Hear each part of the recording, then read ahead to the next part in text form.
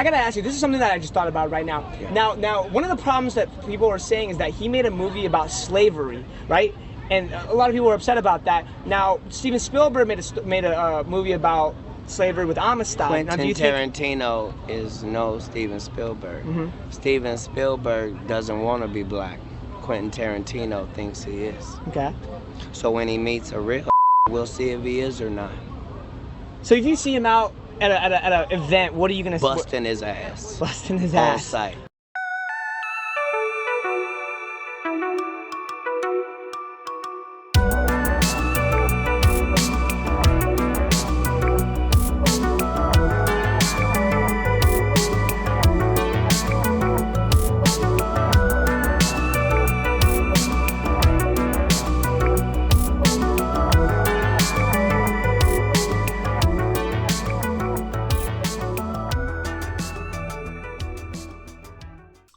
All right, welcome to the Perfect Movie Podcast, the podcast that thinks it's moral and funny and good to beat and maim and shoot slave owners.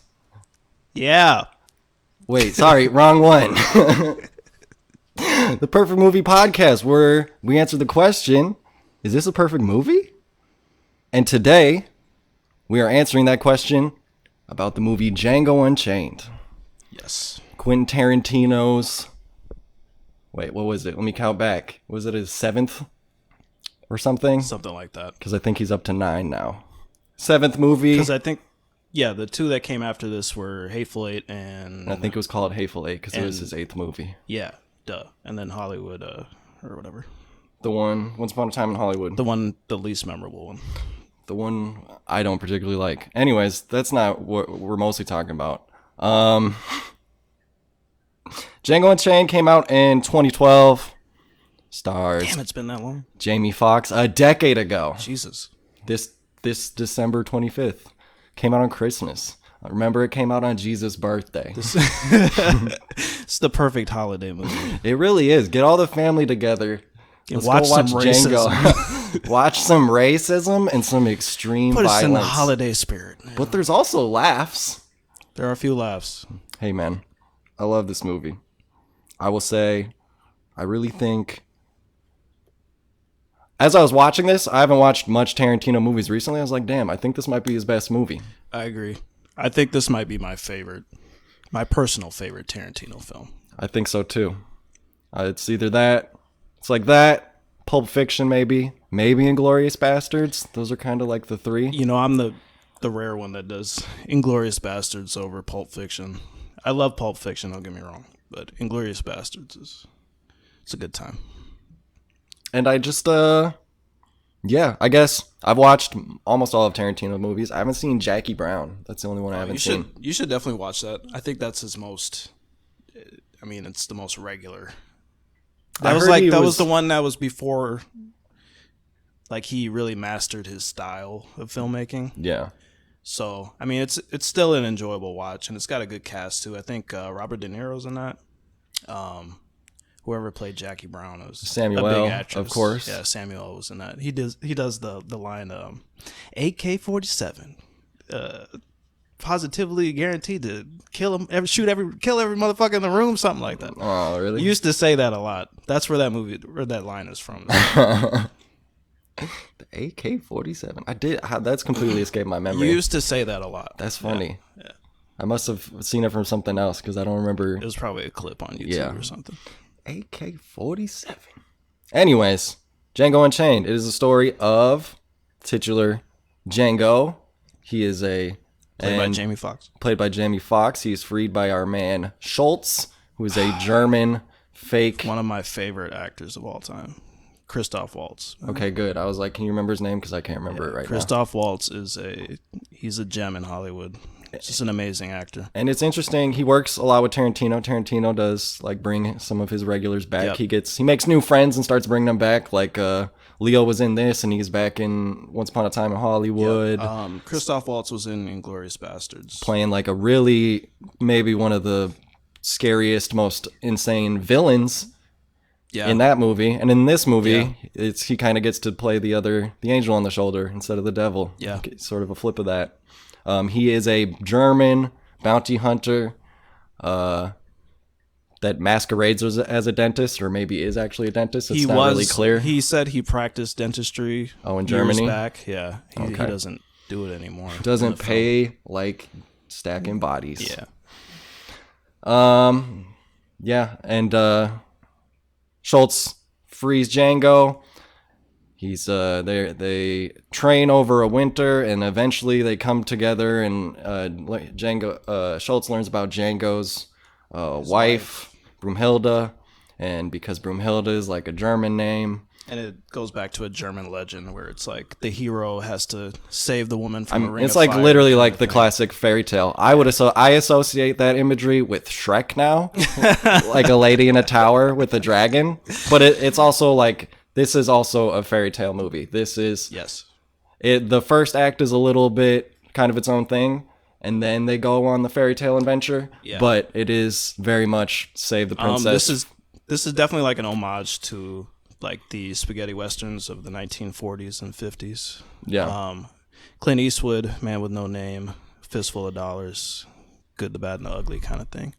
I think that's where this movie shines the most, is like using that setting, but also like incorporating the Deep South in like 1870 or whenever, or like 1860s, when slavery was terrible and was fucked up. So. Yeah.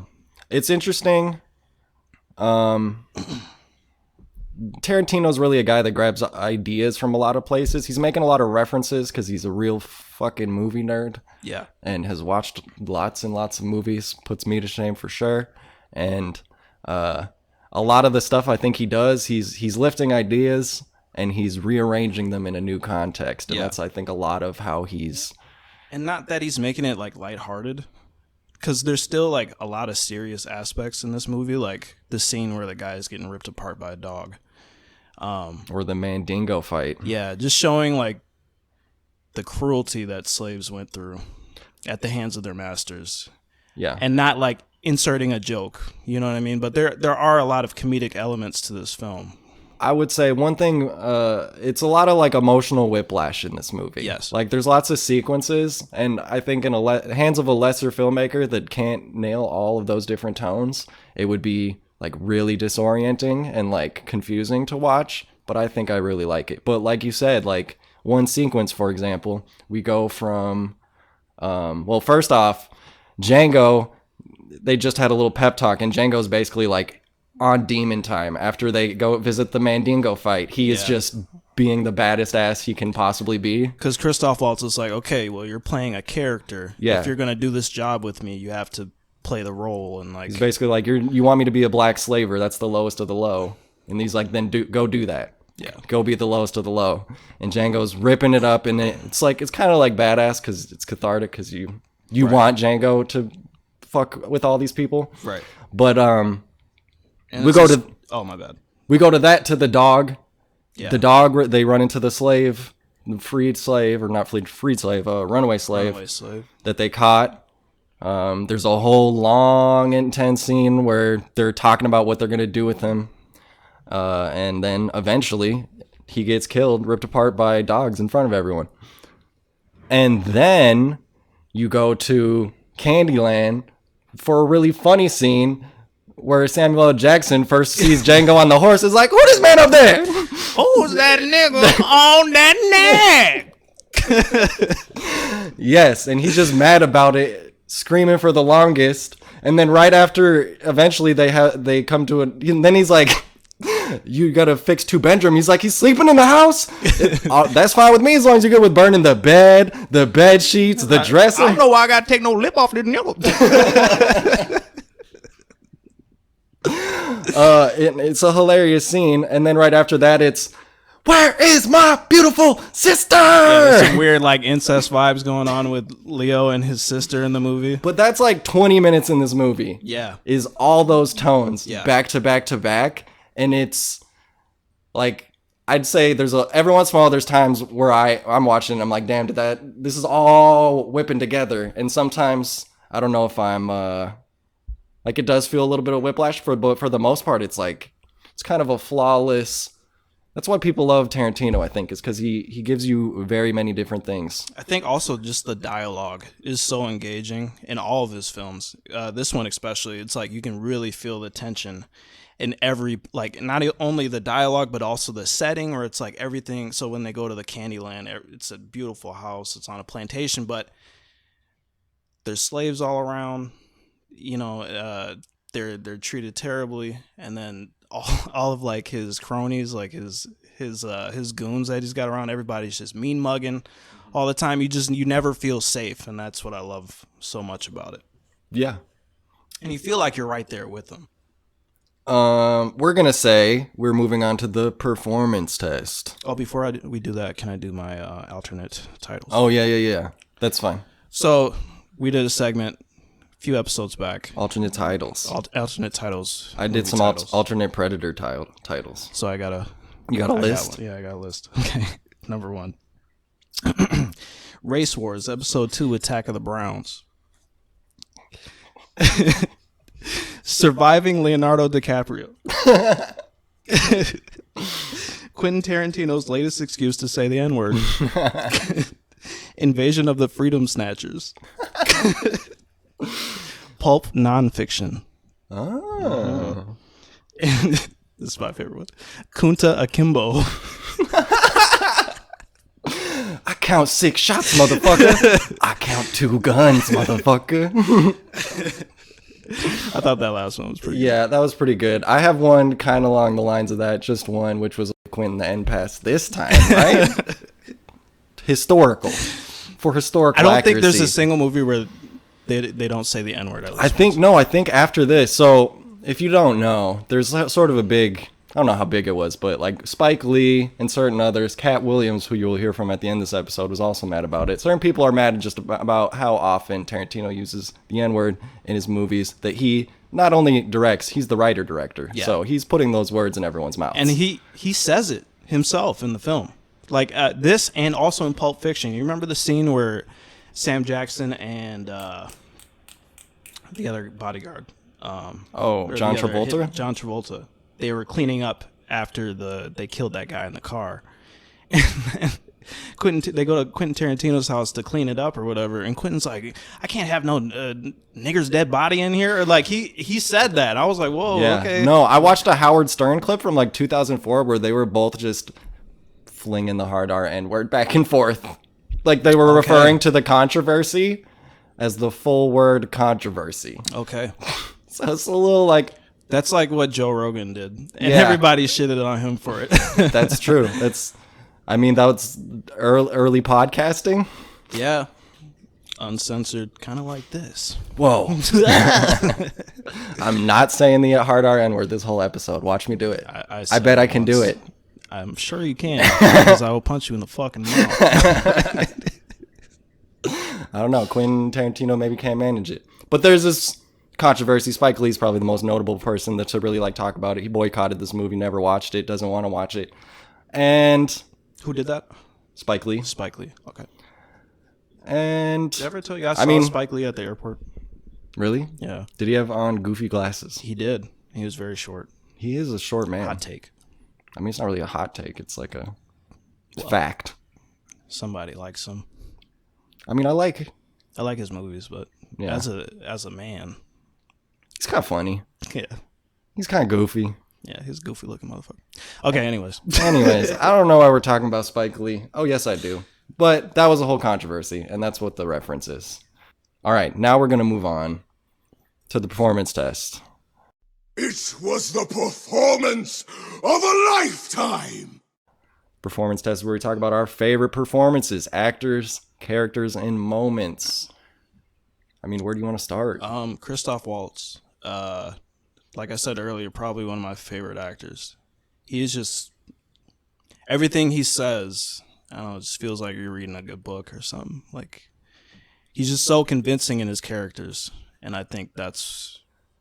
It becomes almost grating to a point, how like flowery the language he uses. Like it takes him forever to get to the point and I think of that's things. That's and that is the point of his character. That is the point of his character. But I remember I specifically was thinking that in the Broomhilda scene where he meets Broomhilda and like Django's behind the door. I'm like, motherfucker, Just get to the point. shut up. Like, they've been waiting like 8 years for this shit.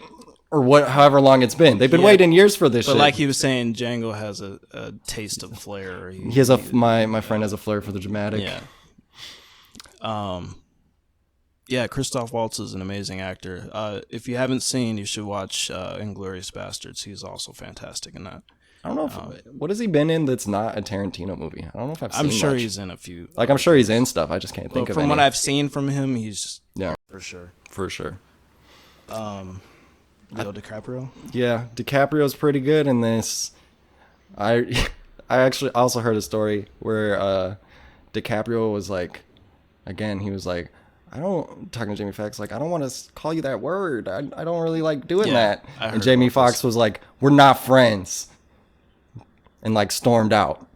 Okay. Which I think was maybe a little like method acting, a little like, no, like that is not our relationship in this movie. So get into the character, you know? Right. Like they are very standoffish. They're those two. That's the thing when you're doing a period piece. Yeah. You have to speak in the way they spoke back then. You know, I mean, even if it's offensive, I don't know.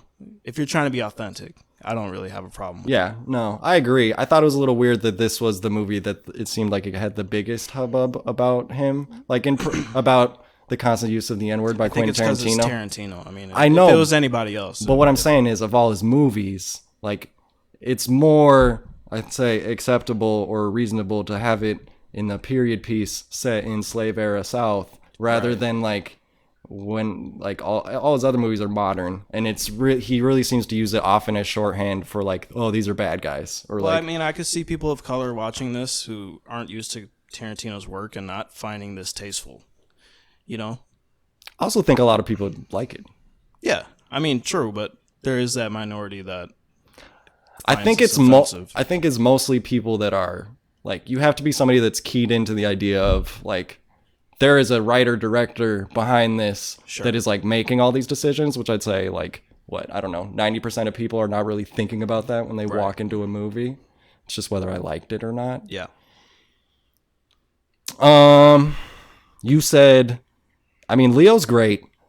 Leo's really funny, and he's also the most evil. Like, they play him, like, it's so funny when, this isn't a Leo thing, but when his assistant is prepping them to meet him, he's like, he says lots of French things, but don't speak French around him because he doesn't actually understand French. He just does it to sound fancy. Like, he's a cardboard cutout. He's propped up by shit. He's not he comes from money, and so he has to have that aura of money. Yeah, he has it's very put on. Like his once you crack the shell of him, like he's a totally different person than the person he puts on. Right. As he's kind of a dumbass. Yeah. And I think that's what Steven runs the house. Yeah, he does. And I mean, so another Samuel L. Jackson's character. Samuel L. Jackson is great in this as well.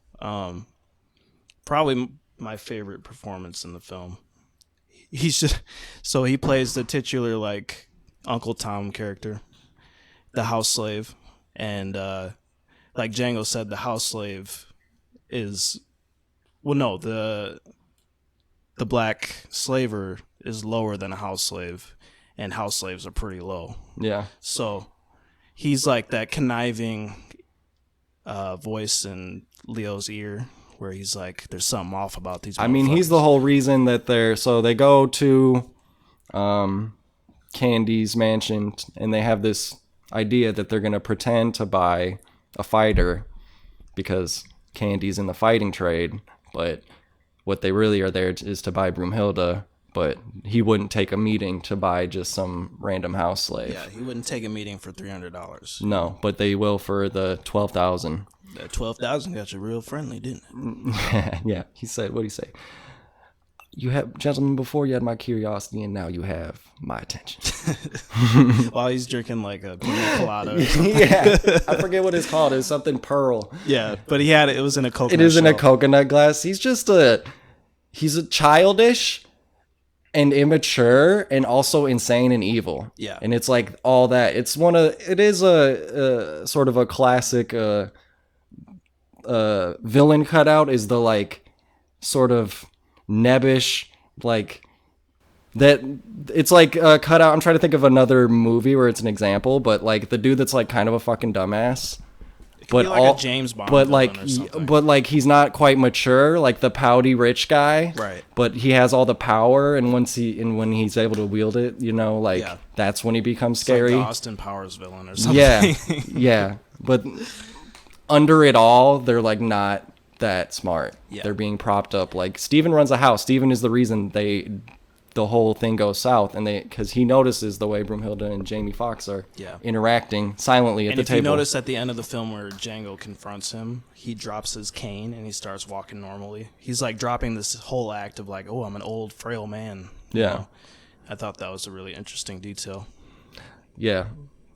I'd say Jamie Foxx also, I mean, it's pretty much all good performances, even the bit parts. Like there's nobody that's, except for one exception that I'll talk about more and let the hate flow through you, but Quentin Tarantino cannot fucking act. No, he's pretty bad. His accent is terrible. Guy, right? Yeah, they were all Australians, and his accent was fucking terrible. But Jamie Foxx was good. He didn't have a whole lot to say. Well, I think that's kind of the joy. That's his character. I mean, he's a pretty quiet guy. The joy of the movie to me is the way that he changes over the time. Yeah. Like, remember when it made me laugh when he first, so after they're at camp and he first is hearing the story of Broomhilda from Schultz. He's like, do you want me to tell the story? He's like, yeah. And then he sits down, but he sits like a fourth grader. Like he has his knees and he's like all perked up. And then, by the end, he's gunslinging badass. He's learned how to read. He's like, he basically takes the lead of the whole candy mission out of Schultz's hands for the most part. He kind of takes like Schultz's demeanor as well. Or not Schultz, Christoph Waltz's demeanor. Is that Schultz? His character? Okay, yeah. So Schultz, he takes his whole demeanor and kind of runs with it as well. He's like learning from him as he goes. He's like a protege or whatever. Yeah. So, pretty cool. He had his own way. And I love, so by the end, once he's like, so here's one thing. This movie is so extra because it basically has an end and then keeps going. And then it keeps going. Like you think it's at about the 2-hour mark where there's a big shootout. The Broomhilda deal has gone south. Schultz is dead. Bunch of people get killed. But then Django gets captured. He doesn't win the fight. No.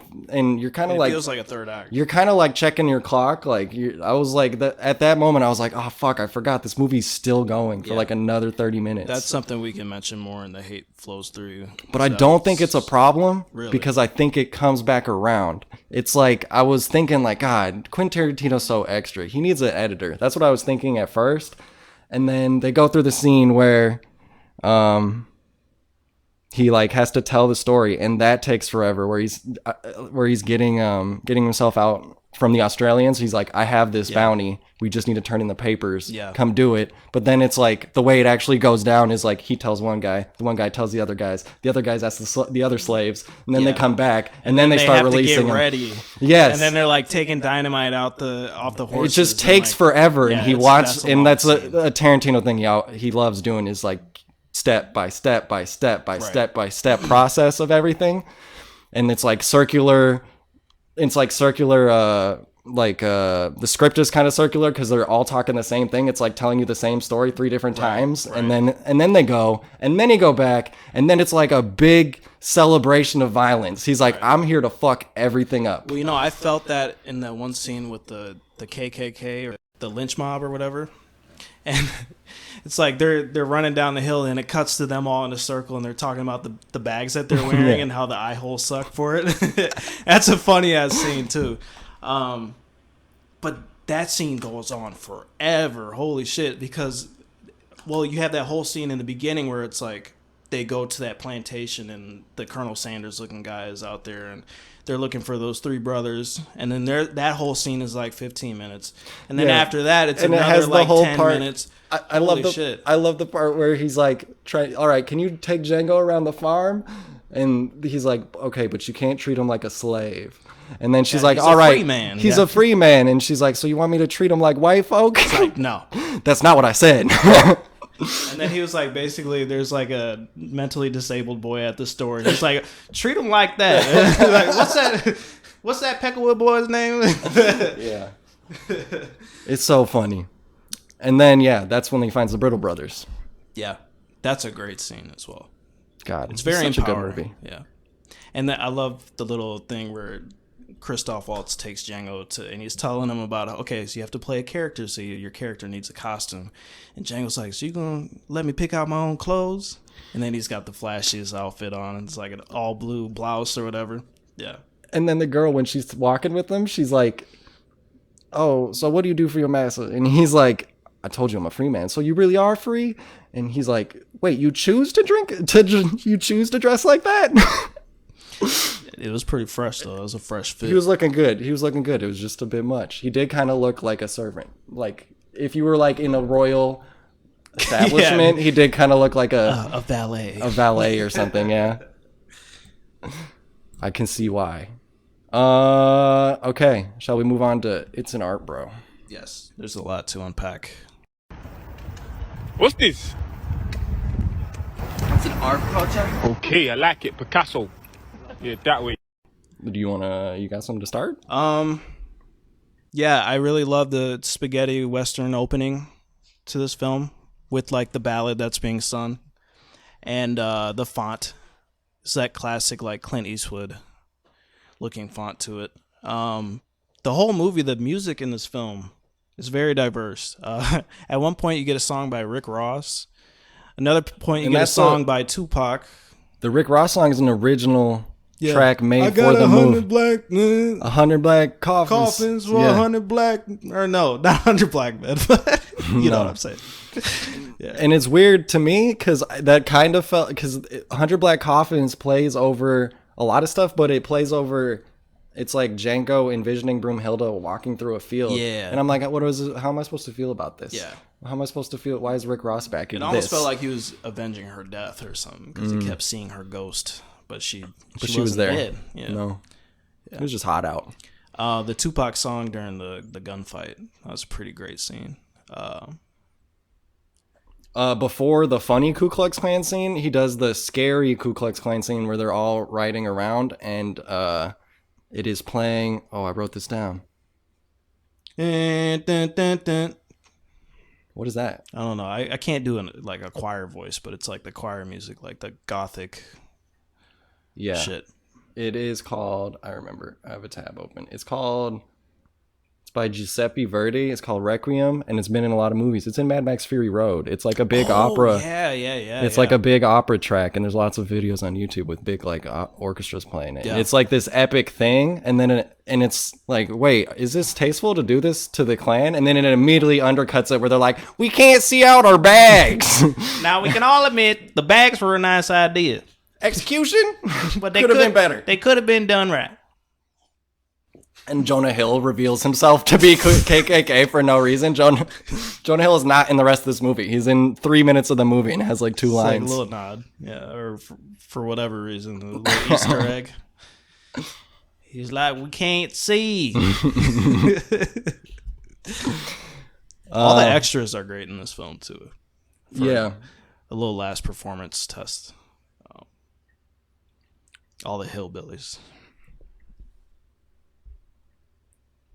I'd say this movie kind of set the tone. Like, there's immediately, I think it's to the slavers that are moving Django at the beginning.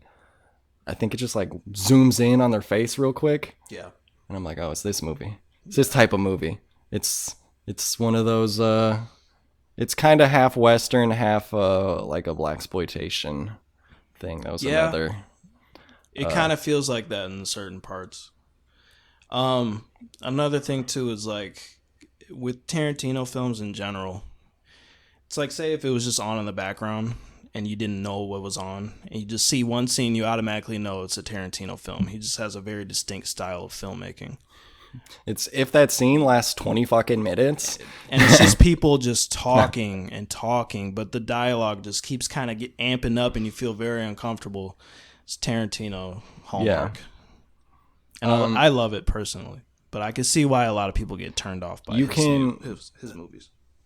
I think this movie doesn't do it. Like, I almost don't like watching Inglourious Basterds because the first scene, the opening scene, and any scene with Christoph Waltz characters is so tense and so like uncomfortable that I don't particularly like watching it. I don't think the best part of those films. I mean, I like the movies, but it's just like I got to be in a certain mood to watch it because it's Fair like enough. so on edge at all times. And like this movie, So good. I think there's less of that. Yeah, There's more like humor and like upbeat stuff. Or at least like I think this movie is more in line with like Pulp Fiction. Like this, it's as far as tone goes, because Pulp Fiction has a lot of comedic elements to it as well. Well, where it's a lot more lighthearted, but at the same time, it's violent and disturbing in some parts. Like this guy getting raped in the scene, and that's why I said what I said at the beginning. This movie gets to have fun with a lot of its violence because we have no problem shooting and maiming and otherwise harming slavers. Like it's like hilarious and fun. And I'm like clapping giddily as he shoots what's his name? One of the brothers, and he says, "I like the way you die, boy." Yeah. And then the other guy's fumbling and he grabs the whip and he just starts whipping the shit out of them. Or the scene where he shoots the guy in the nuts. Then the guy was like, before that scene, he was talking about castrating him and everything. And like, yeah, you feel good about it. You kind of, I don't know. I don't feel bad about it either. You know, I don't feel bad about feeling good about seeing these awful people get murdered. The whole point of a lot of Tarantino movies is to put awful people in a place where they can get fucked up. Yeah. So like in Once Upon a Time in Hollywood, it was the Manson family. Manson family during the Tate murders or whatever. Which I watched with this girl that I was dating at the time that had never seen a Tarantino movie, I don't think. And I didn't particularly like that movie, but there's a lot of time where not a lot happens, and then at the very end there's like a Brad Pitt just starts fucking the Manson family up in I think they're getting torn apart by dogs and stuff too, and then eventually Leo comes out with a flamethrower. And it's so over the top. And I'm just sitting there like laughing and clapping giddily as like jaws are being dislocated and shit, and she's just looking at me like, this is why this isn't gonna work. The gunfight towards the end where Christoph Waltz's character dies and Django just starts going John Woo on these motherfuckers. Yeah. Like, diving over bodies and shit. It's pretty intense. And the one thing about Tarantino films too, the gore is so over the top. Like blood doesn't just splurt out a little bit; it fucking explodes like big geyser from their bodies, and like the sound effects, like you said, is a geyser, and just yeah, it's fucking crazy. Everybody's getting ripped up. Yeah, the best kill in the whole movie is when I forget the sister's name, but he says to like the house lady, he's like, "You should say goodbye to her." She's like, "Goodbye." He blasts her through the door, and it's like a rope pull where she just flies right out the fucking door. Like, fuck physics. We don't need them. Yeah. This is awesome. Yeah, the gunfight at the end was way as well worth the wait. It's a triumph. That's why I was saying, like, the whole third act thing, I'm like, I was annoyed a little bit, and then you get into it, and then the like second, third act is even better, and he's just celebrating the whole time. He's like doing a victory lap. Right. And then literally Django gets on the horse, and the horse does a little do-si-do. Does the little, like, the show horse thing. Yeah, the horse is fucking dancing. And that's when I was like, okay, it's just this extra. Like, even the horse gets a moment. I felt like it was time to wrap it up. Also, a lot of the heroic shots. This is a classic, like, Western. So there's a lot of, like, the hero riding off to the sunset kind of thing. I think my favorite heroic shot is when Django blows up the Australian guy. And then he rides off with his gun in the air, and then the slaves are just watching him, and they're just, you can see the inspiration in their And the guy that was mean mugging him before smiles at him. Yeah, and he's like, this nigga is the shit. Like that, man. It's very inspiring. Yeah. And one of the things, like, this is another example, is a little piece of Tarantino does this, and there's some other filmmakers that I like that I think are inspired by Tarantino to do this. They do like the circular dialogue thing where they're like just saying the same thing over and over again. Like, this is an example. So the third brother, Django whips the one brother, then turns to all the slaves and is like, "You want to see something?" Blasts him in the fucking head. And then they see Ellis. He's like in the field across the way, and Schultz has his long rifle out, and he's gonna like snipe him. And he's like, "That's Ellis Brittle? Are you positive?" "I don't know." "What do you mean you don't know?" "I don't know what positive means." "It means, are you sure?" "I'm sure." "Sure about what?" "Sure, that's Ellis Brittle." Boom. Like, you could have just said yes. Yeah. He could have just said yes, but they had to do all that. But they set that up because Christoph Waltz's character is like, he's very by the books as far as like, I don't want to go to jail or get my head blown off, so I'm going to show these people my papers. I'm going to make sure that I'm doing this illegally and that everybody is cool about it. You know? Also that he's frequently using language that people in America don't understand. Right. Right. He's a very preppy British man. He's posh. He's posh, and he has very textbook English. Does that about wrap it up for the... I just wanted to mention that in the house scene where the first shootout, it kind of turns into a Call of Duty scene where like dudes are just spawning out of everywhere. By the end, there's like 50 people on the balcony. It reminded me of a mission in Red Dead or something. Yeah, I was like, what the fuck? There's people everywhere. It was pretty nuts. I was like, damn, he's got a lot of hired hands. Oh, also, it's an art bro for the Hateful Eight. When he comes back for the second round of fights, first he goes to like the help cabin and kills all the people in the cabin before he goes to the house to kill everyone in the house. And that cabin looks like the Hateful Eight cabin because it's got all the fucking lights, unmotivated lights that are shining down on all the characters that have no reason to be there. There's a guy taking a bath. There's another guy like painting a birdhouse. Yeah, a bunch of dudes playing cards. And there's like spotlights over all of them, but in reality there should be no light. Yeah, yeah. It should be kind of dim. Unless it's like a rickety cabin and there's holes in the ceiling or in the roof. But that's probably where you would not choose to put your table. But it's just... I think Quentin Tarantino should do more Westerns. I love his Western stuff. The Hateful Eight, it's literally set in a cabin the entire film. They don't go anywhere else. It's just... I don't know. That genre for him just works so well. Yeah. What's he doing next? Do you know? I don't know. I think I heard that... So, okay, this is weird. And I could probably say this for the end, but I'll say it right now. There was talks for a sequel with Django, with him and the character Zorro. Oh, I think I read this, yeah. And that was supposedly... I don't know if it was directed by Tarantino or going to be produced by him. It probably would have been bad, because that just kind of sounds bad. But I could see it working if Tarantino was actually directing it. Just more. I don't think that ever got greenlit. Fucked up. Yeah, I don't think that ever got greenlit. And then you bring the Hispanic community into it and just go Mexicans. You have your day. Yeah, yeah. He needs to do more period pieces though, because his stuff is. I mean, this and like Inglourious Basterds was set in World War II. Yeah, he does some great stuff. All right. So now should we move to Let the Hate Flow Through You? Yes. Good. Use your aggressive feelings, boy. Let the hate flow through you. The Hate Flow Through You is where we voice our annoyances, our complaints, and our negative marks against the film. Yeah, not too many complaints. I think the runtime kind of stays its welcome a little bit, especially towards the end where it's like, all right, wrap it up. Yeah, you are checking your watch at once the first shootout at the house happens. You kind of check your watch. That feels like the third act. It feels like that should be it. After that shootout, he should have grabbed Broomhilda and left. Like that's what it felt like. It's 2 hours and 10 minutes into the movie, and there's 30 more minutes to go. Just about. It's a lot to ask. Maybe this is the time I introduce my 2 hours or less rule when I'm like browsing for movies to watch. One of my first things I look for, and I wish you could sort like Netflix and HBO by this, is like movies about 2 hours and under. Yeah. Like 2 hours, 2 hours 10, 2 hours 15. But once you're getting up to like 32, 40, I'm like, no, I don't want to even click it. I think and this is where me and you differ. I don't mind longer films, especially if they're engaging. Not saying that Django wasn't engaging, because it was. But for the type of story, I think that a 2 hour run would have been sufficient. This is one reason why you won't watch Casino yet. Well, because it's fucking 3 hours long. But that film, I mean, that is a 3 hour story that needs to be told. And it's weird because I think we're getting into like more movies are longer now, despite shorter attention spans. A lot of like blockbuster movies are still like, because now everything is on streaming plus and hours. You can pause when you want. You can take intermissions, take breaks, or you could binge it all at one point, or you could wait and watch it the next day, kind of thing. Zack Snyder's Justice League.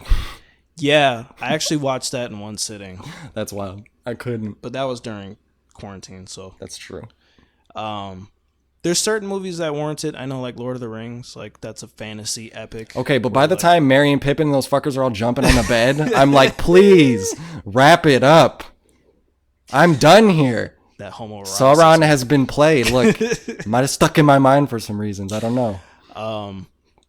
Yeah, this movie I think suffers from the runtime just a bit, but it doesn't affect the story that much. Like, it doesn't affect how I feel about the movie. It's still a great film. Yeah. I just think there's some parts that were a little unnecessary. Tarantino could use an editor. It's like, it's kind of a double-edged sword because that's like the thing that makes him great, and it's also probably his biggest weakness is who can edit him. I think if we'll talk about like Once Upon a Time in Hollywood, that's a movie that didn't need to be fucking 3 hours long. Did you see The Hateful Eight on Netflix has a director's cut, and it's cut into 4 parts. So it's basically a mini-series. And I feel like if you're going to do a long film like that, that's the route to take, is like a mini-series approach where it's like it's broken up into 45-minute segments each, and you can watch them at your Or you don't leisure. even like have to do that. One reason I did watch Justice League, the Zack Snyder cut, is because isn't there like 6 parts? It's it's like episodic. Yeah. Like the title comes up every time, so it's like, oh, we finished that's how episode Hateful 3. Eight is too, where there's like intermission. There's the title cards and there's a literal intermission. Yeah. Well, I don't know. I think it's all preference, basically. yeah. It is, I'd say, a movie that's a little bit too damn long, but it's also amazing. So it's like too much of a good thing. I don't know. No. Exactly. I guess my main one was, hey, Quentin Tarantino, and also I'll look at you, M. Night Shyamalan. Stop casting yourself in your fucking movies because you're not a good actor. Yeah. His Australian accent is fucking terrible. Yeah. It's like really bad and it's really distracting to me. It probably isn't to people that don't know what Tarantino looks like, but Have you seen From Dusk Till Dawn? yes. And he's really skeezy in that movie. He's awful in that. Yeah. His character's like a character is rapist. terrible. Isn't his he? character at one point murders a woman and rapes her or something. It was very disturbing and graphic for no reason. And he didn't write that movie either. He didn't direct. No. He was a producer on that. So yeah, it was kind of like edgy for the sake of being edgy kind of thing. I mean, at least that it's like you're going and you're going to go be an actor. Right. I guess. I don't remember him being particularly bad or good. It was a little distracting but I don't at first, think he's ever done a lead role in anything else. No. So it's probably for the best. I think it's a Robert Rodriguez movie, and that's because they're friends. And it's very Tarantino-esque. Yeah, I mean, they're both of Grindhouse. And that's a cult classic too. From Dusk Till Dawn? Yeah, I don't find that movie. But I've only seen it the one time. I've seen it the one time and I did nothing. I didn't feel anything coming out of that. So, well, also I thought you could see Jamie Foxx's dick in this. I don't think you can. So no, they put like a little thing on it. I hate that. Is that like You saw edited in? his nuts though. Okay. So, well, his butthole. Never mind. We'll put that into It's an Art, bro. Okay. Anything else? Going once? Tarantino likes a lot of dick stuff. Dick stuff? Foot play? Yeah. Actually, I do have a good one. Although it's like you can kind of excuse this because it's the form of the story. We're literally doing Princess in the Castle, but Broomhilda, right. What's your name? Do you know the name of the actress? She does not get a lot to do. It is. I said Hillary. Carrie Washington. Carrie Washington, yeah. Like, she's a good actress. She doesn't have a lot to do. She's okay. She's like a prop. She kind of just gets moved around. She's a reason for everything else to happen. You could have put anybody in this role. I'm sure they would have did just as good of a job. I don't know. I think she was a good, but she just didn't have a lot to do. There's she like memes on Facebook of her like crying, her crying face, and everybody just roasts her for her crying face. I don't know. I think she's okay. She's got a funny face. I think she just has a lot to do. Yeah. I mean, doesn't have a lot to do. That's all she gets to do in that movie is cry. Yeah. Except for the very last moment. Yeah, it was like I seen her riding off of Django and she had a gun in her hand. I was like, are they going to do a Bonnie and Clyde kind of thing? Also, you know what that would have been maybe a different sequel idea. So she does get something to do. Yeah. Have her. Some character development. Yeah. And then somehow they turn white and then they're the people at the beginning of Pulp Fiction. The Tarantino-verse! And they time travel! Oh my god! The time traveling turns them into Caucasians. It's a side effect. It's the wallet that says bad motherfucker. Walton Goggins gets big upgraded after this. He's like the last guy to survive with Samuel in Hateful Eight, and in this movie he's barely in it. Yeah, he's a great actor too. He's a good time. He plays Billy Crash. He's a dude that says, I want to walk in the moonlight with you, boy. Or I'll be walking in the moonlight with you, boy. And Django's like, you want to hold my hand? I love that whole sequence. Django on Demon Time during their run was like my favorite shit maybe in the whole movie. Leo was like, it's a bright day, isn't it? And he was like, the sun is bright. Or the sun is up. It's just a badass, man. Oh, man. This is definitely Jamie Foxx's best performance. He's pretty good in that one movie where he plays the violin on the street and Robert Downey Jr. meets him. I think it's called The Violinist. He's good in Ray, too. Ray Charles biopic. He's really good in that, actually. I really came around on... this is supposed to be the Hate Flow 3, and we're still just talking about things we like. Because guess what? You lost a baby brother. Perfect in every way. I had a baby brother. I had a little baby brother. And he was perfect. Perfect in every way. This is a perfect movie. Yeah. It's on the list. It is on the list. I can probably say that about a couple of Tarantino's films. I was going to say,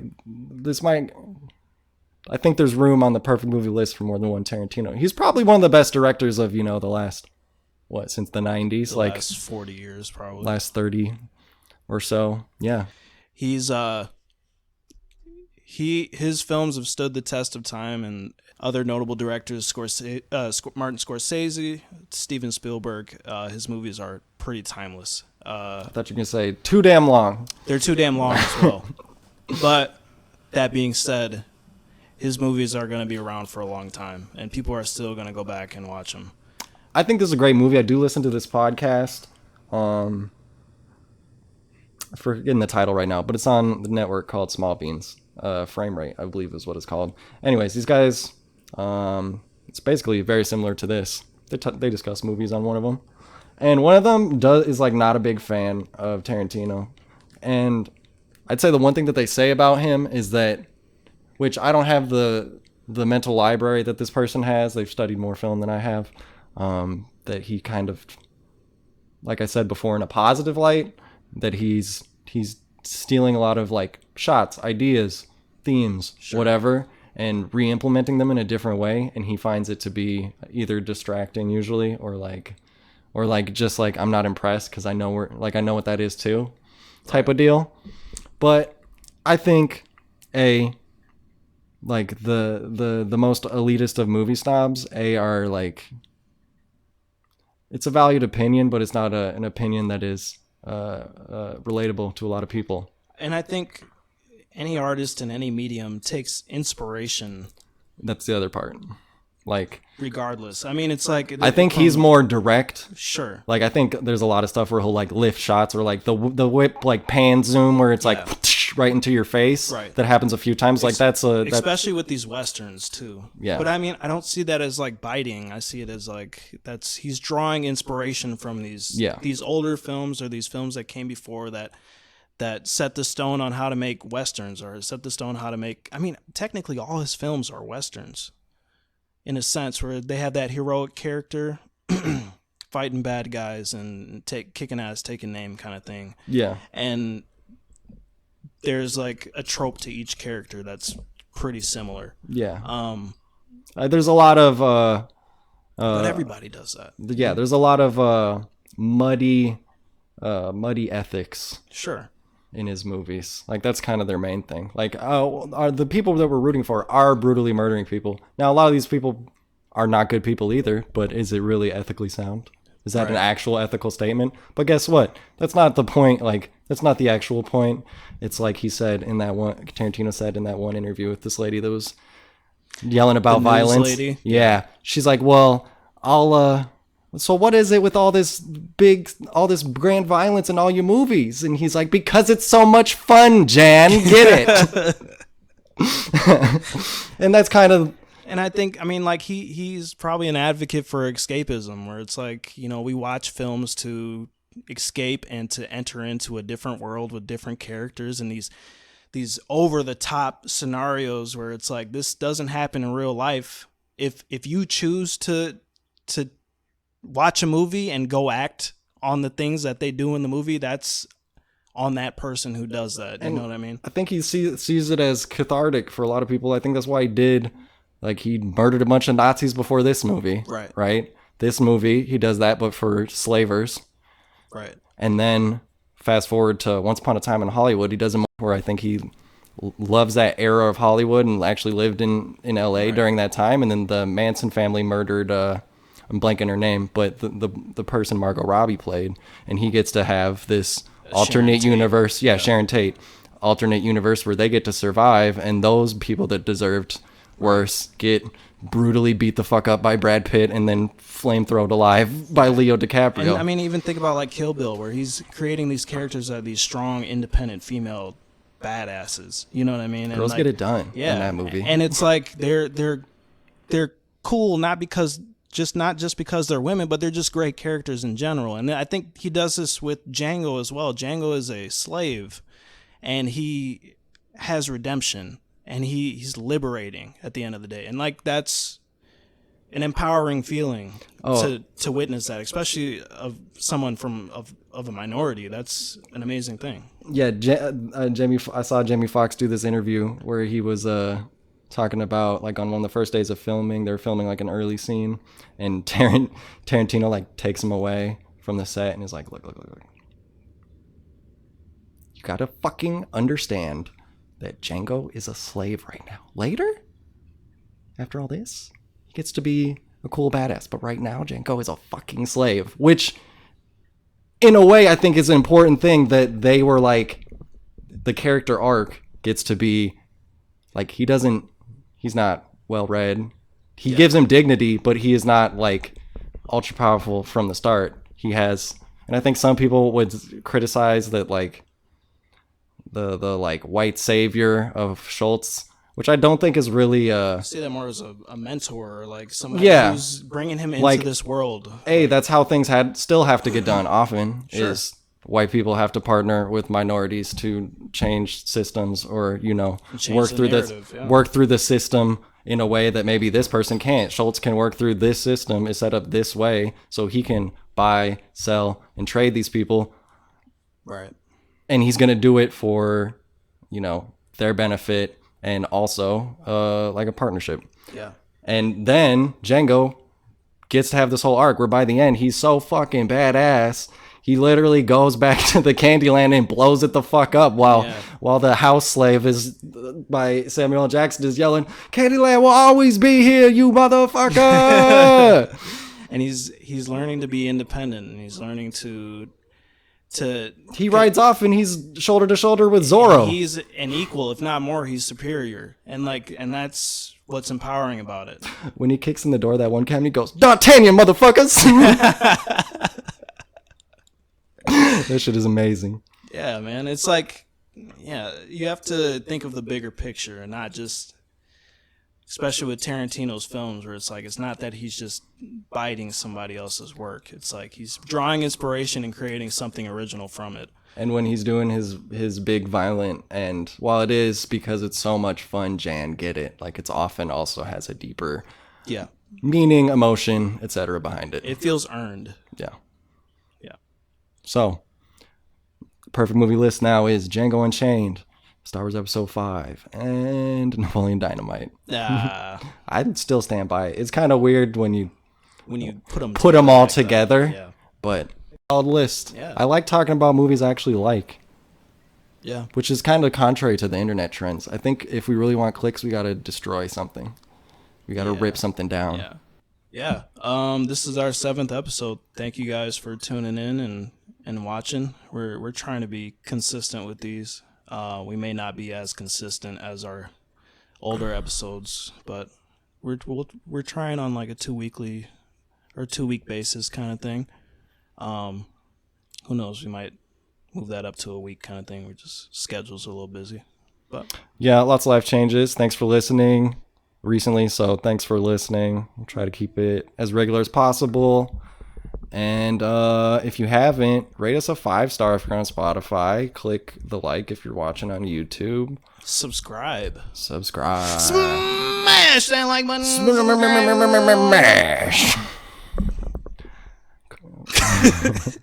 This is great. Yeah. Thanks, guys. We'll see you next time. Yep.